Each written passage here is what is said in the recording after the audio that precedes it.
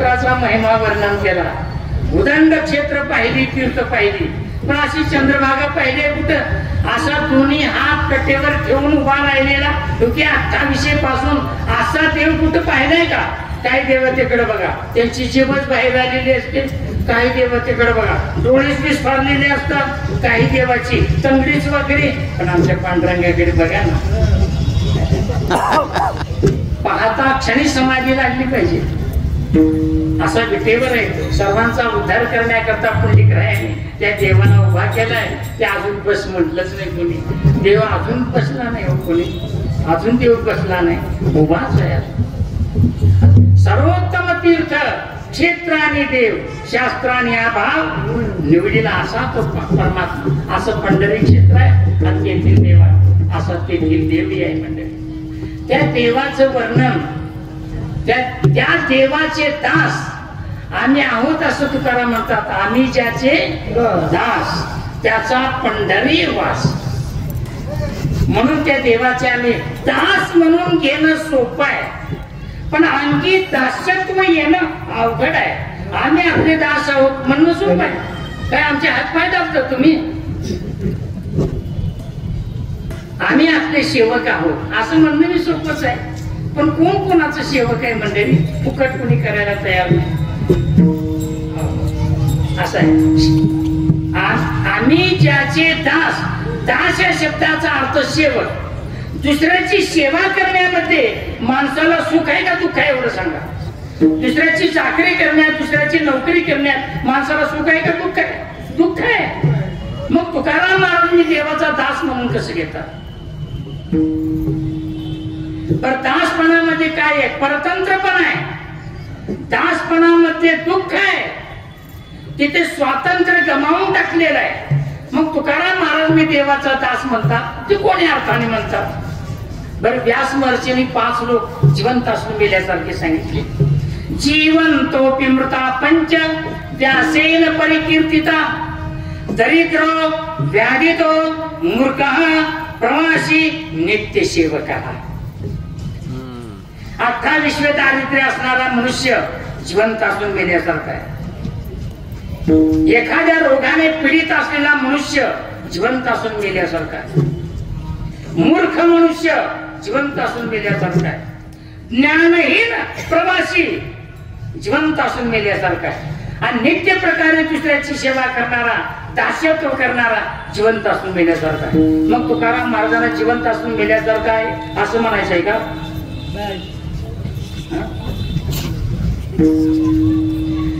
रामायणामध्ये 14 लोक जिवंत असून मेल्यासारखे सांगितले तुळशीदासाने. कौल काम विसकृपी नदी मूडा आपली दरिद्र जशी अति मूडा सदा रोग बस संतत क्रोधी विष्णू विमुख श्रुती संत विरोधी धनु पोषक निंदगाग कानी जीवत समसा 14 प्राणी. शाक्त पंथाचा आश्रय करून वाम मार्गाचं आचरण करणारा जिवंत असून मेल्यासारखा. विषय भोग भोगण्याकरता लाज आणि भक्ती सोडून दिलेला जिवंत असून मेल्यासारखा. गाळीव मूर्ख जिवंत असून मेल्यासारखा आहे. झटक्यात क्रोध येणारा मनुष्य जिवंत असून मेल्यासारखा आहे. दुसऱ्याची निंदा करणारा, विष्णूची निंदा करणारा जिवंत असून मेल्यासारखा. संतांची निंदा करणारा जिवंत असून मेल्यासारखा. असे 14 लोक सांगितलेले आहेत मंडळी. आणि अत्यंत कृपण आणि चेंगट. काय काय माणसं इतकी चिंते तुम्हाला काय सांगू. चमडा जाईल पण तमडा जायचा नाही. एक ग्रामीण उदाहरण देऊ का? ग्रामीण काय त्यांच्या चेंगटपणाला अंतच नाही. असाच एक चेंगटा होता. आलेला पैसा तिजोरीमध्ये जन्मठेप करायचा. दरवाज्यात नेहमी उभा राहायचा, घरात कोणाला जाऊ द्यायचा नाही. आणि लग्नाचं वय होऊन गेलं. त्याचे 10-12 मित्र होते, पण 10-12 मित्रांनी त्याच्या लग्नाचा विचार केला, पण त्याला काही दाद दिली नाही त्यांनी. पण आपल्याला लग्न करायचं नाही. लग्न केलं तर बायको घरात येईल, तिला पातळ आणायला लागेल, चोळी आणायला लागेल, कुंकू आणायला लागेल, डोक्याला तेल आणायला लागेल, तिचा खाण्याचा खर्च, होणाऱ्या मुलाबाळाचा खर्च, पायातल्या वाहनाचा खर्च. म्हणाले लग्नच नको, लग्नच नको, आकडं संकट. ते म्हणा तुम्ही तर नाही त्याच्यापैकी.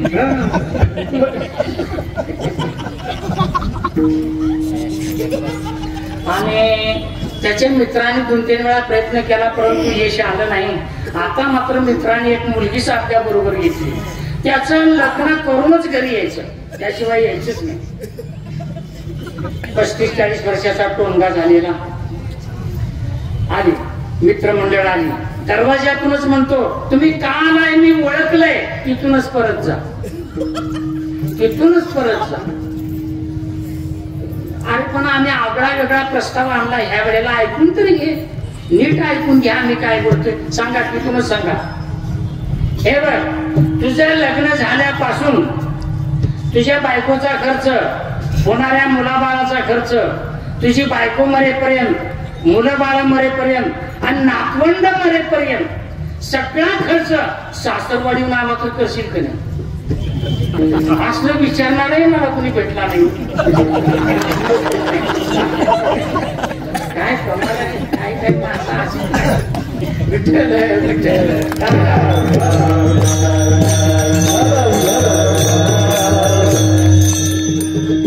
अरे बापरे, तो म्हणाला नातवंड मरेपर्यंतचा खर्च सासरवाडीहून, मग म्हणाला करतो. तयार झाला, मुलगी आणली होती, धुमधडाक्यात लग्न झालं. कोणाला चहा नाही, पाणी नाही, जेवण नाही, काय नाही. सगळ्या समोर दोन गोष्टी सांगितल्या. तुमच्या घरी तुम्ही जेवायला जा. सगळ्या वराडी मंडळीला सांगितलं, तुमच्या घरी जा, तुमच्या जेवण, चहा नाही, पाणी नाही. आणि दोघेच घरात आले. संध्याकाळी दोघेच घरात आले. बायकोला सांगितलं, हे बघ, पिठलं भाकरीच करायचं, ताटाला मीठ लावायचं नाही. काय काय लोकांच्या बायकाही त्यांच्या पुढच्याच असतात, तशाच बायका मिळतात त्यांना. काय तिने पिठलं भाकरीच केलं. दोघे यथेशी जेवले.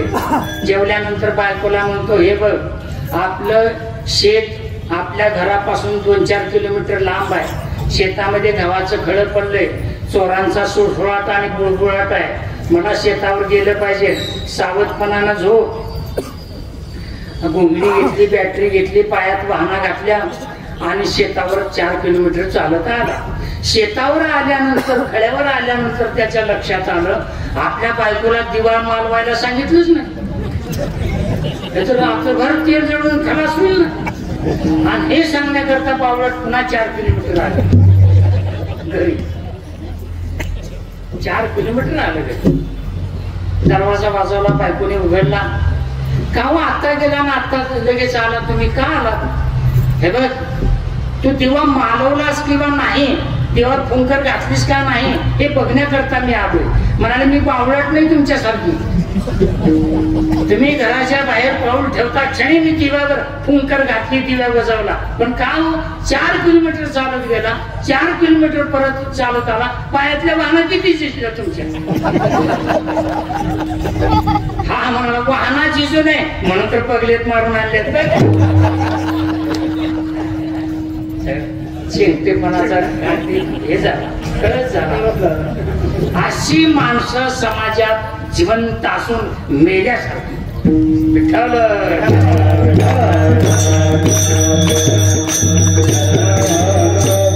आणि दुसऱ्याची नित्य प्रकारे सेवा करणारा मनुष्य जिवंत असून मेल्यासारखा. मग तुकाराम महाराजांना जिवंत असून मेल्यासारखा असं म्हणायचं आहे का? काय आहे? व्यवहारातला दासपणा वेगळा, सेवा करणं, आणि देवाचा दासपणा स्वीकारणं ही वेगळी गोष्ट आहे. संत संघ सगळ्या संघातून मुक्त करतो.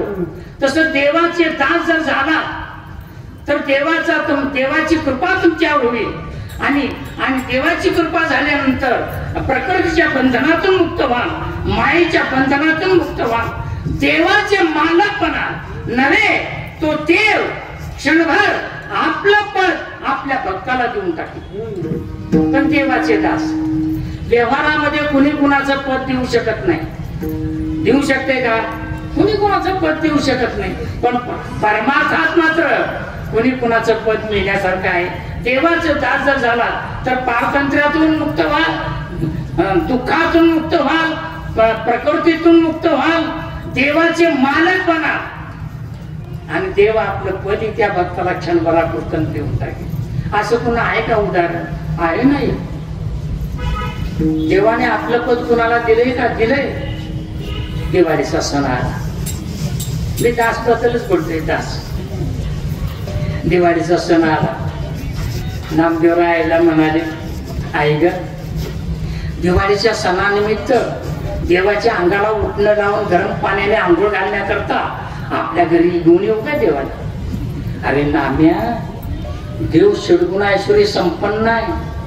दया दुधाचे लोंढे वाहतात त्याच्या अंगावरून. आपण गरीब माणसं आहोत, कशाला नाही आणतो देवाला आपल्या घरी? काय उपचार होणार आहे ना? तुझं आई असंच आहे बघ. मी काही चांगलं गोष्ट सांगायला गेलो की तू ऐकत नाहीस. आणि नामदेवरायाची आई म्हणते, तू किती हट्टी आहेस तू, मला माहित आहे. सगळ्या संतांमध्ये हट्टी असलेले संत नामदेवराय.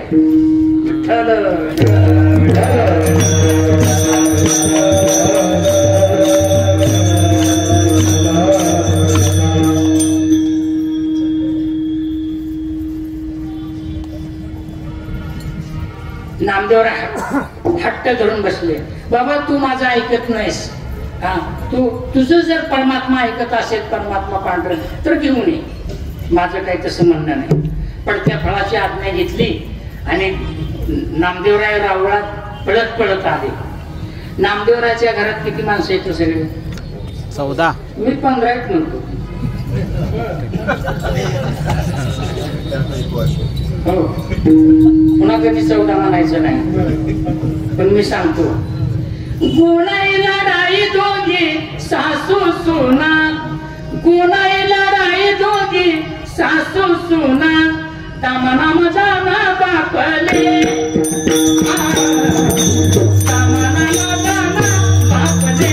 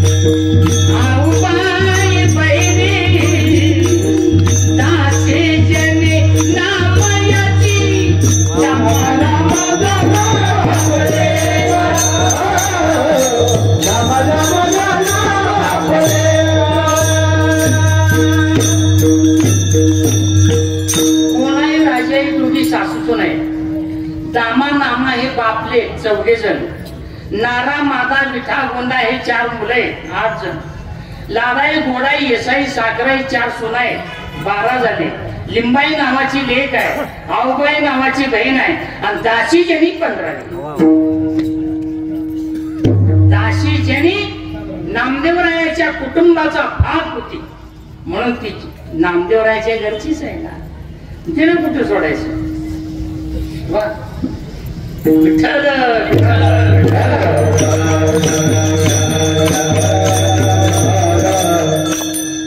नामदेवराय देवासमोर आले. देवाने देवा दिवाळीचा सण आलाय, मग काय म्हणतो नामदेवा?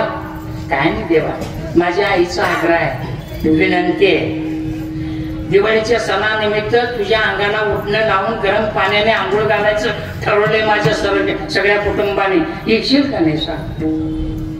अरे नामा, दिवाळीच्या सणानिमित्त होणार स्नान हे ब्रह्ममुहूर्तावरच आहे ना.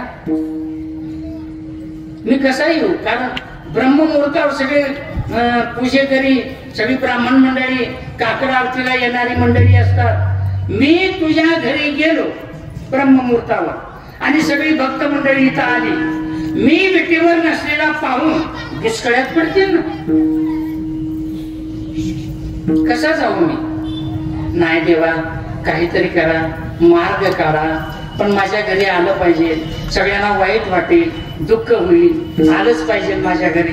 नामदेवरायाने हट्ट धरला. देवाची इच्छा झाली, नामदेवरायाच्या घरी जायचं.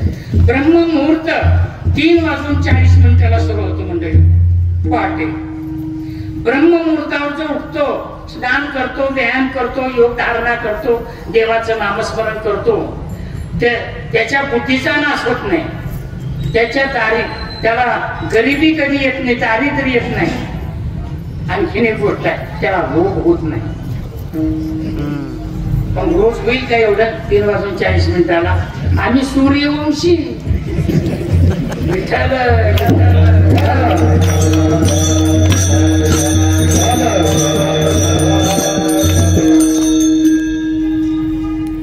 जनते दूर करायचं.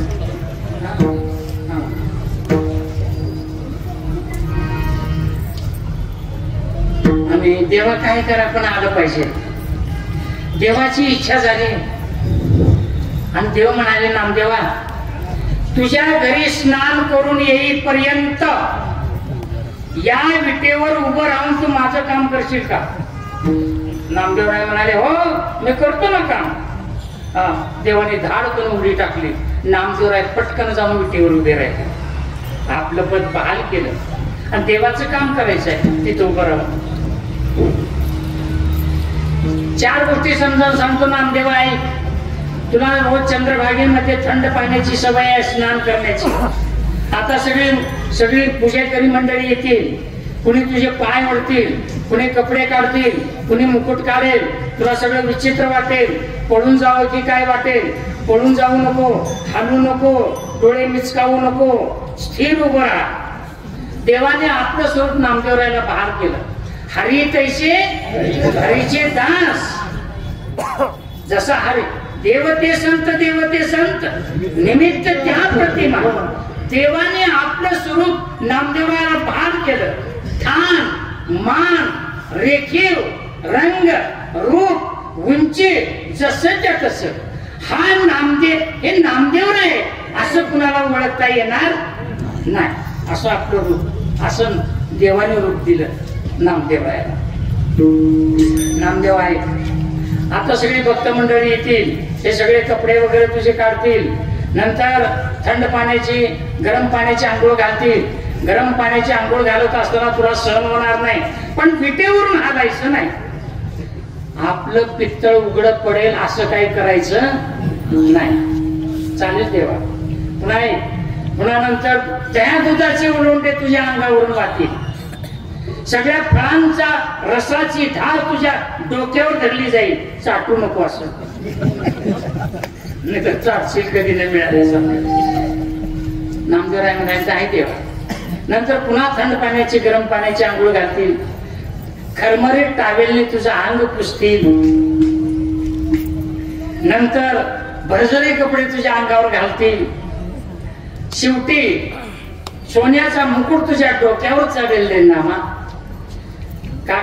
आरती होत असताना अगोदर नंतर तुझ्या तोंडाला वरवंट्या एवढा मधुमधुरम असा लोण्याचा गोळा लावतील. इथंच भीती वाटते नामदेव. इंद्रिय तिथंच आहे आणि विषय तिथंच आहे. इंद्रिय आणि विषय काही लांब नाही. नाही देवा, मी पोटभर जेवण करून आलो, काही काळजी करण्याचं कारण नाही. तुम्ही लवकर जागा.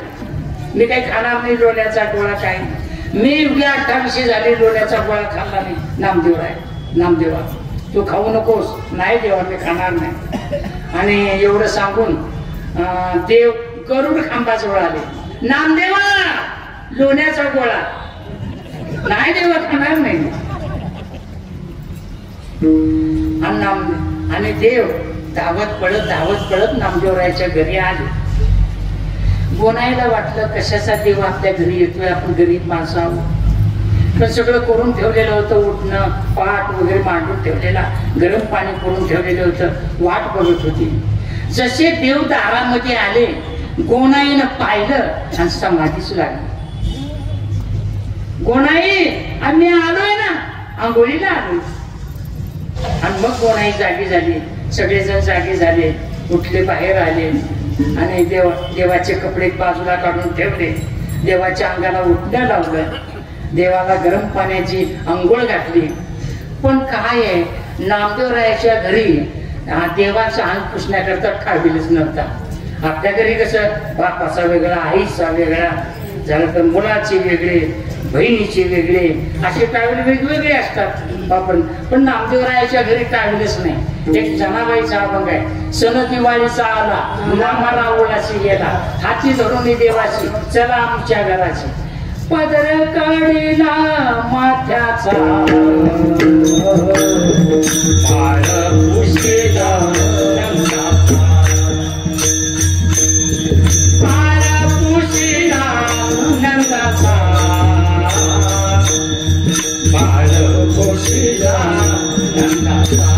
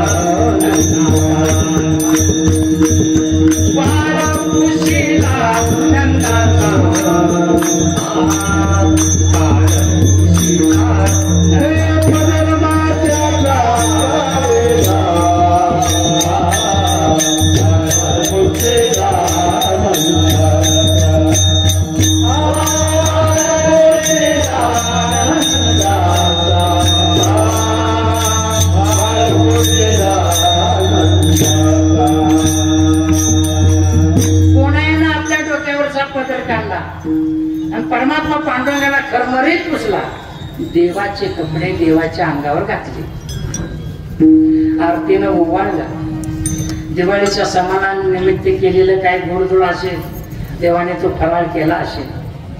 आणि शेवटचा निरोप गेला. गोनाई, राजाई, अहो दामाशेठ सगळ्यांचा निरोप घेताना देवाला घरीवरून आलं आणि नामदेवरायाच्या कुटुंबियांनाही घरीवरून आलं आणि निरोप घेतला.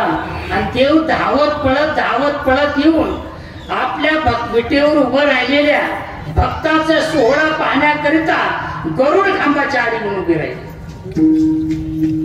तोपर्यंत सगळी भक्त मंडळी आली होती. कुणी नामदेवरायाचे पाय ओढतात, कुणी कपडे काढतात, कुणी मुकुट काढतो. नामदेवरायाला थोडं आज वेगळंच वाटतंय, हे काय चाललंय. नामदेवराय विटेवरचे हल्ले नाही, थंड पाण्याची गरम पाण्याची आंघोळ घातली, त्या दुधाचे लोंढे वाहिले अंगावरून नामदेवराच्या. काय भाग्य. आणि देवाला आनंद होतोय गरुड खांबाच्या आंघोळ बनव. काय भक्ताचा सोहळाचा, भक्ताचा सोहळा करणारा एकच, आणि तो म्हणजे परमात्मा. आपला सोहळा कोण करतोय काय,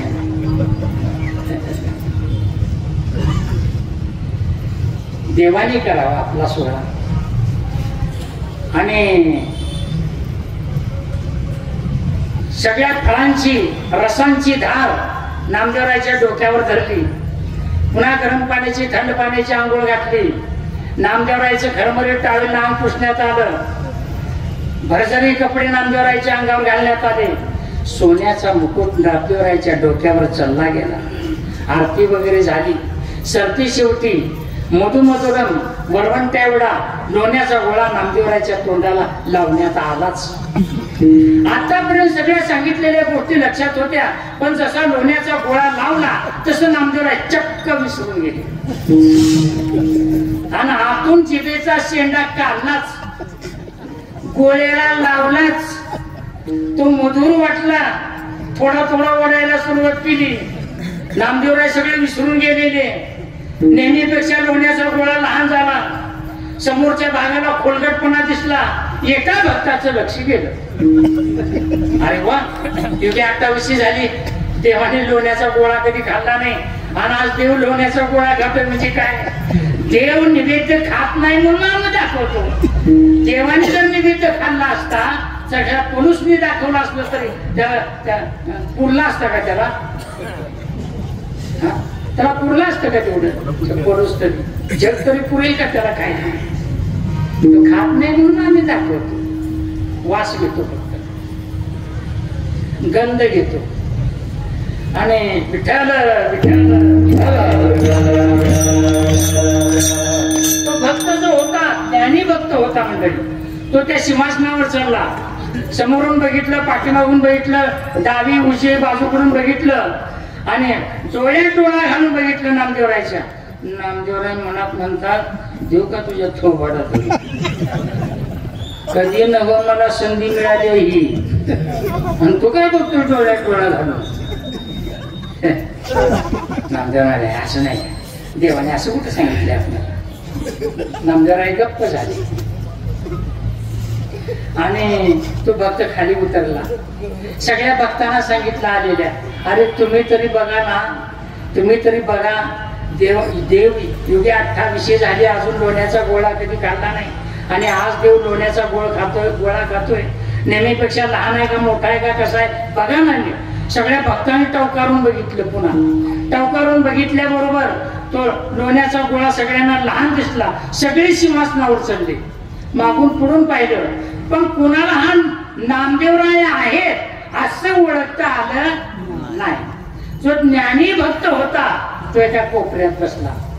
जगाचं ज्ञान व्हायचं असेल तर तुम्हाला अंतर्यामामध्ये प्रवेश करावा लागेल. ज्ञानी भक्ताचं हे लक्षणच आहे. म्हणजे बहिर्मुख राहून तुम्हाला जगाचं ज्ञान होणार नाही.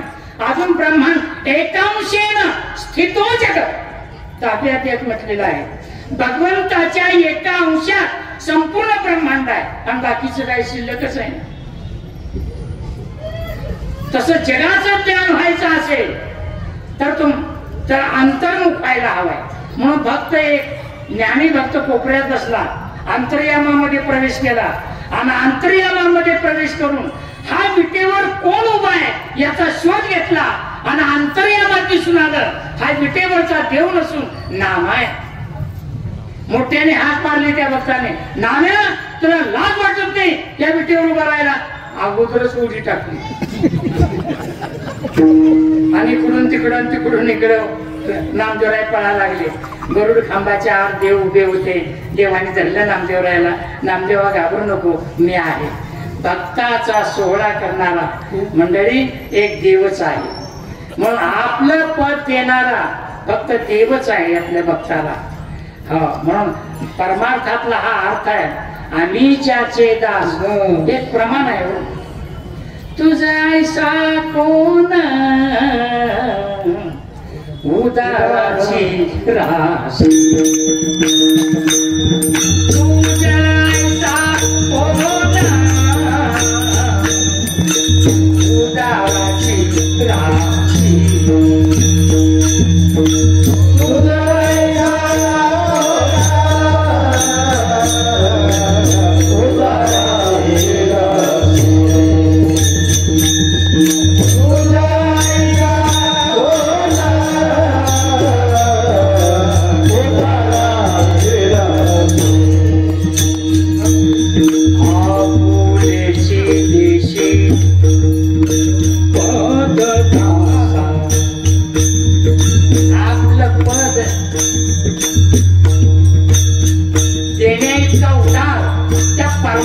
सारखा दुसरा कोण आहे?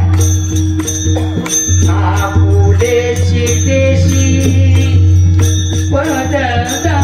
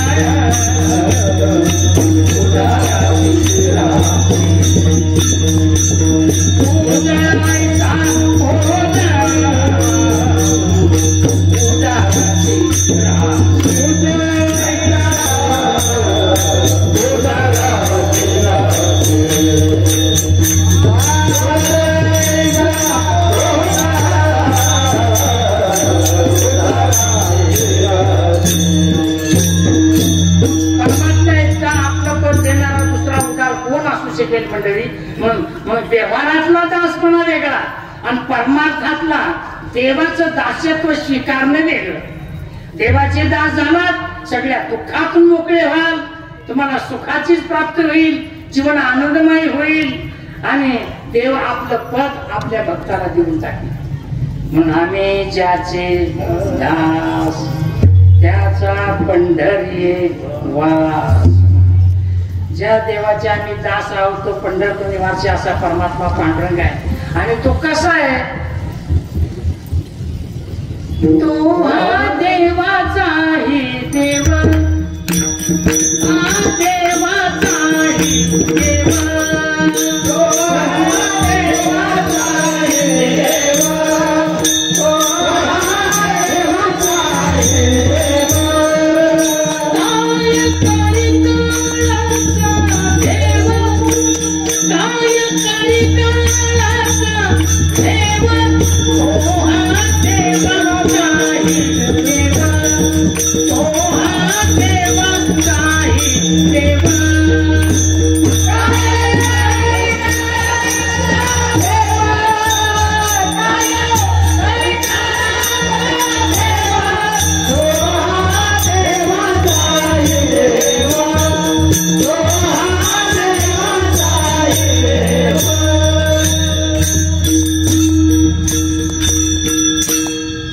देवाचे दास पाहणे ज्याचे दास धन्य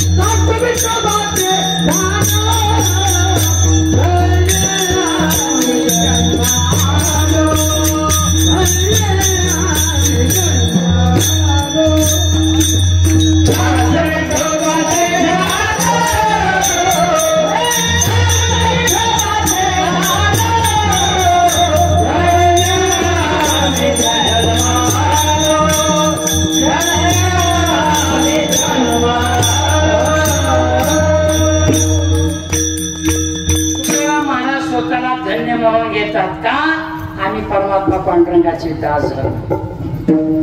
तो देव कसा आहे? तो हा देवाचाही देव. तो शब्दाचा अर्थ हा आणि हा शब्दाचा अर्थ तो आणि हा. पण काय आहे? तो हा विठ्ठल बरोबर आणि तो हा माधव. तो म्हणजे काय आणि हा म्हणजे काय? तो ती ते हा ही हे दर्शक सर्वनाम आहे.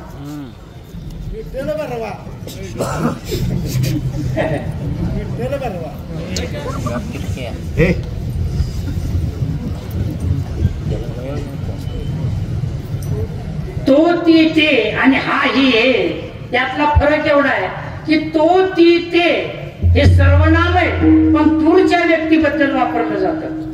तो ती ते आणि हा ही हे जवळचं दर्शक सर्वनाम आहे.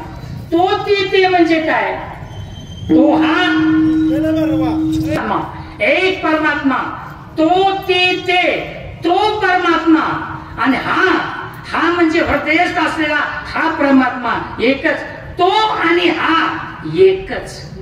तो हा देवाचाही देव. देव या शब्दाची व्याख्या दिव्य ते देवा जो स्वतः प्रकाशमान होणारा आहे त्याला दुसऱ्याच्या प्रकाशाची गरज नाही. जो स्वयंभू आहे त्याला देव असं म्हटलेलं आहे. त्या अमरकोशामध्ये देव शब्दाच्या व्याख्या पुष्कळ आलेल्या आहेत मंडळी.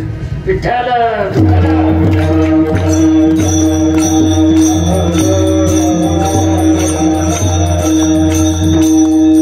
इंद्र चंद्र महेंद्र यातेची पूजिती श्रुतीशास्त्रे ती यातेची स्तविती महासिद्ध मुनी ध्याने आराधिती निळा म्हणे तुहा जोडला सांगाती हो आयशा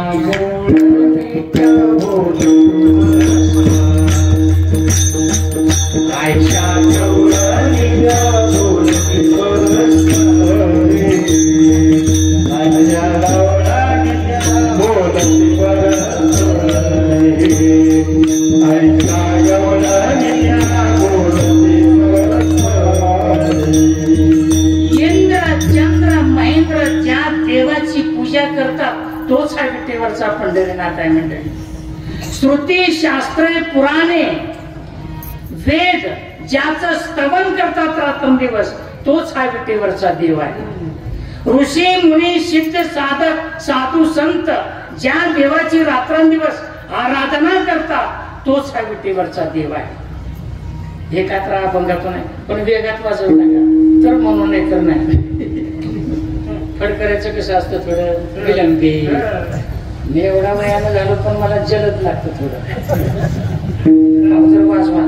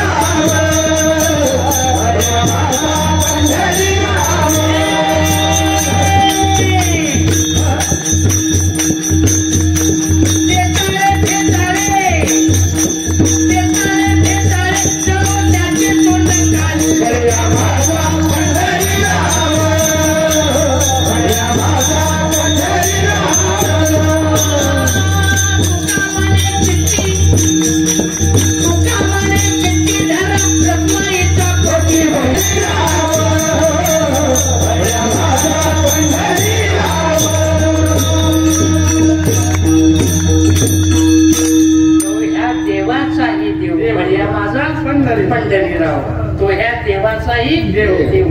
तो हा देवाचाही देव. काय कळीकाळाचा देव म्हणलेला आहे मंडळी. असा परमात्मा आपल्या चित्तामध्ये धारण करा ही तुकोबारायांची सर्वसामान्य जनतेला सर्वांना विनंती आहे. असो आणि तो हा देवाचा देव काय कळीकाळाचा देव, त्या देवाचे तुम्ही दास जर झाला तर त्याचं फल आहे काय कळीकाळाचा देव. त्याला कळीकाळाची भीती नाही मंडळी. कळीकाळ म्हणजे काही सामान्य वाटलं काय तुम्हाला? काळाच्या जबड्यामध्ये भरडून एके दिवशी आपण चक्काचूर होणार आहोत. अवघाचे आकार एक ते निराळे हरिसेना, एक भगवंताचं नाम जर बाजूला ठेवलं तर अवघा आकार काळाने ग्रासलेला आहे. काळे खादला अवघाचे आकार, उत्पत्ती संवाद घडामोडी. उत्पत्ती संवाद या काळानं सगळ्यांना खाऊन टाकले मंडळी. काळ साधा नाही. या जगातले प्रत्येकाची दोनच प्रकारची इच्छा सांगितली ज्ञानोबा आहे. जगस्पृहेस्पद, एक सार्वभौम पद, न मरणे निर्विवाद जगापडे.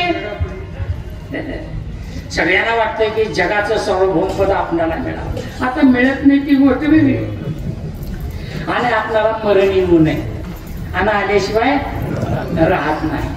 जन्माला येतो खास मरण्याकरिताच, दुसरं काय? जन्माला येतो ते खास मरण्याकरताच. कोणी असो या जगात, कोणी असो. म्हणून या काळावरील सत्ता गाजवणारे आमचे संत त्यांचे दास जर झालात ना, काळ गुलाम सलाम करी घरी राबवतो. एक ज्ञानेश्वर महाराजांचं प्रमाण आहे. काळाचे माथा पाय देऊन आम्ही वैकुंठ गेलो रे. त्या काळाच्या माथ्यावर पाय देणारे आमचे संत आहेत. आम्ही नाही ना, संत आहेत मंडळी. एक उदाहरण देतो. काळावर कशी जरब आहे आमच्या संताची. कबीराच्या मुलाचं नाव कमाल आहे. बापापेक्षा सवयी. आणि कमाल आणि त्याचा मित्र दिवसभर विट्टीदांडू खेळले. विट्टीदांडू खेळे दिवस मावळला आणि कमालाचा एक डाव त्याच्या मित्रावर राहिला. कमाल म्हणतो, मित्रा उद्या तुझ्या घरी येतो सकाळी सकाळी, माझा डाव उलटून दे. चालेल, तुझा डाव मी उलटून देतो. आणि कमाल आपल्या घरी गेला, आला. मित्र त्याच्या घरी गेला. संध्याकाळी जेवण केलं, झोपले दोघे जणी आपापल्या घरी. कमालाने आपली विट्टी दांडू उशालाच ठेवली. सूर्य उगवला की पळत जायचे त्याच्या घरी. त्याचा मित्र त्याच्या घरी झोपला. पण झोपेमध्ये काय झालं, सर्पदंश होऊन त्याचा मित्र झोपेमध्येच खलास झाला. सगळे घरातले उठले, रडत बसलेले, सूर्य उगवण्याची वाट बघतात. रात्री घटना घडलेली आहे. आणि सूर्य उगवता क्षणी कमालाने आपली विट्टी दांडू घेतली आणि मित्राच्या घरी धूम ठोकली. काय 2-4 माणसं बाहेर आली. कमाल कुठे निघालास? काय नाही, माझ्या मित्राकडे उलटून डाव मागायला आलोय. कालचा डाव राहिला त्याच्यावर. अरे पण तुझा मित्र रात्री सर्पदंश होऊन मेला ना, आता कुणाला मागतोस? माझा मित्र माझा डाव दिल्याशिवाय मरेलच कसा? काय कमालाची भाषा आहे. कमालाची भाषा कमाल करण्यासारखी आहे. आणि त्या प्रेतासमोर आला आणि काय म्हणतो कमाल, ए उठ, माझा डाव दे आणि तुला जिथं जायचंय तिथं मग जा. आणि तो मित्र त्याचा जसा झोपेतून मुलगा होता तसा जांभया देत उठला आणि दोघे जण विट्टी दांडू खेळायला निघून गेले. काय कळीकाळाचा देव. आमच्या साधू संतांना कळीकाळाची भीती नाही मंडळी. 9 प्रकारची भीती सांगितल्या शास्त्रकारांनी. भोगे रोग भयम, कुले चिती भयम, वित्ते नृपाला भयम, माने दैन्य भयम, बले रूपी भयम, रूपे जराया भयम, शास्त्रेवाद भयम, तपेंद्रिय भयम, काये कृतांतात भयम,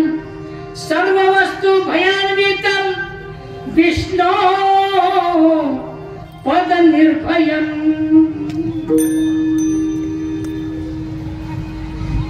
भोगामध्ये रोगाचं भय आहे मंडळी.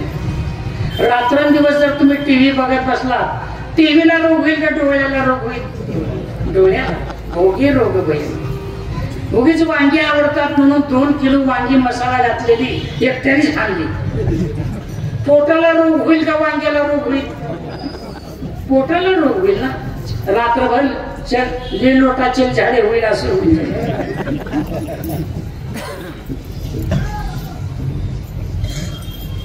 याला म्हणतात भोगी रोग. भोगी रोग भय. भोगामध्ये रोग आहे मंडळी. कुलेचित भयम, कुळापासून भ्रष्ट होण्याचं भय असतं. वित्ते नृपाला भयम, श्रीमंतांना राजे लोकांना चोरापासूनच भय असतं. माने दैन्य भयम, मान मान्यतेला पावलेल्या माणसाला आपल्याला दारिद्र्य येणार नाही याचं भय असतं. बडे ऋतू भयम, एका बलवानाला दुसऱ्या बलवानाचं भय असतं. रूपे जराया भयम, तरुणपणात म्हातारपणाचं भय असतं. केस पांढरा झाला समजावं काळात आपल्यावर काळ डोकावून बघतोय आपल्याला. लहान लहान मुलाचे सुद्धा केस पांढरे मंडळी आणि चष्मे. शास्त्रीय वाद भयम, एका शास्त्री गोवाला वादामध्ये कोणी जिंकू नये म्हणून दुसऱ्या शास्त्री गोवाचं भय. एका कीर्तनकाराला दुसऱ्या कीर्तनकाराचं भय आहेच मंडळी. म्हणून मी जीवनामध्ये मित्र जोडला नाही. कोणीही कीर्तनकार माझा मित्र नाही. एकटाच आहे मी. मला आतापर्यंत कोणीही मित्र नाही.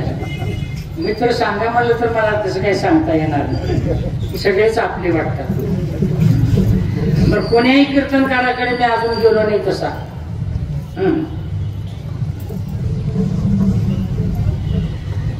शास्त्रीयवाद भयम, तपेंद्रिय भयम, तपश्चर्या करणाऱ्याला इंद्रियाचं भय. 60,000 जप तप किया, लोहा पिष्ठ चकाया, पावही पल में सब ही खोया, विश्वामित्र रोया. सुन ले झटका माये का, डुबाया परमात्मा सबका. सुन ले झटका माये का, डुबाया परमात्मा सबका. माये का, डुबाया परमात्मा सबका. सुन ले झटका माये का, डुबाया परमात्मा सबका. इंद्र चंद्र को क्या क्या भैया, सबको मालूम है. नारद की तो भाई नारदी, ऐसी नौबत गाजी. सुन ले झटका माये का, डुबाया परमात्मा सबका. सुन ले झटका माये का, डुबाया परमात्मा सबका. भल्या भल्याची वाट लावली मंडळी या इंद्रियाने. इंद्रियाच्या आहारी गेलं म्हणून आपल्याला पुरुषाला कुठेही साधू संतांनी पुरुष म्हटलेलं नाही मंडळी. माझे घडी कोण कोण एवढा भिन्न जातून घडी म्हणजे आम्ही घडी आहोत का? ज्ञानोबाराय घडी आहे, तुकोबाराय घडी आहे, संत मुक्ताबाई घडी, जनाबाई घडी, नाथराय घडी, नामदेवराय घडी. आम्ही घडी नाही, आम्ही कुणाची घडी आहोत? आपल्या बायकाची. विठ्ठल विठ्ठल